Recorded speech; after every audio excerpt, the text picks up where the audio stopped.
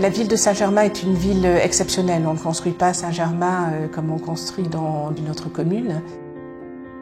C'est une ville qui est chargée d'histoire, donc il faut effectivement s'inscrire dans cette histoire, la respecter, peut-être la réinterpréter avec des codes un peu plus contemporains.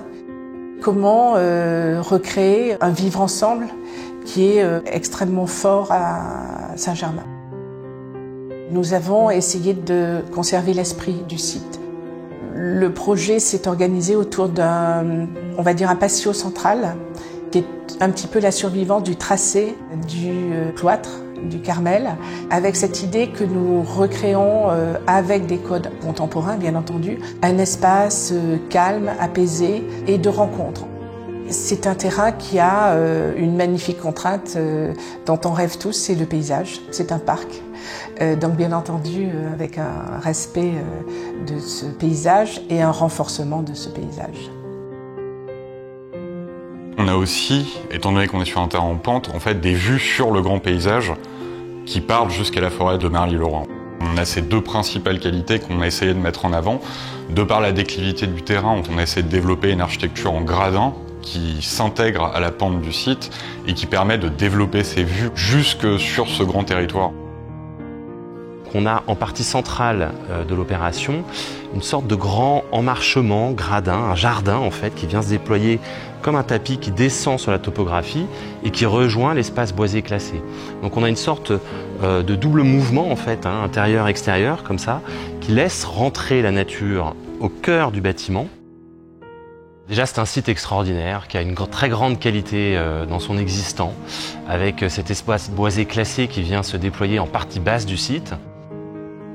On est parti sur un panel de matériaux restreints, de manière à être assez sobre, plutôt dans les tons pierre et les tons blancs, pour essayer de s'effacer quand même un petit peu devant le paysage, mais de le réévoquer de manière assez sobre. Donc on est parti sur plutôt du béton, avec différentes textures, soit plutôt lisses, soit plutôt matricées, en fait, de manière à avoir ce côté un peu organique. Et en effet, on a introduit un peu de bois en fait, sur des parties protégées du bâtiment qui évoquent justement l'espace boisé classé et le fort caractère paysager du site. Il y avait vraiment cette idée de travailler chaque appartement de manière très individualisée, en offrant différentes orientations déjà, et différentes façons de vivre son appartement. Donc on a une grande part d'appartements qui sont traversants, double orientaires, avec des typologies d'espaces extérieurs très variées, entre les terrasses plein ciel, les balcons filants, les loggias, les jardins, un peu en gradin. Donc on a pu travailler un grand vocabulaire de typologie entre les appartements duplex sur le parc, mais on a également des typologies un peu plus rares, en fait, comme des appartements patios. On a des appartements évidemment traversants, pour que chaque appartement soit un peu plongé justement dans cet espace un peu de sérénité, cet espace boisé avec des sujets plus que centenaires. On a l'impression d'être dans le bois en fait quand on est dans son appartement. On a par ailleurs quelques appartements qui ont des cheminées, ce qui est plutôt rare dans ce type de programme. C'est pour ça qu'on s'est attaché à créer un certain nombre d'habitats avec des nichoirs, des pierriers qui viennent irriguer l'ensemble du site pour accueillir cette faune.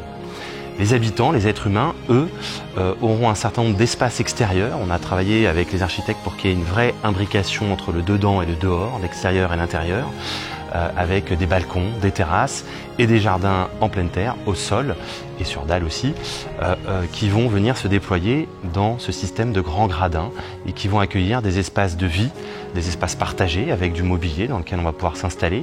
Il y a également des composts, des jardins aromatiques qui permettent aux habitants réellement de s'approprier le site. L'idée, c'était un peu d'avoir l'impression d'habiter le bois en fait.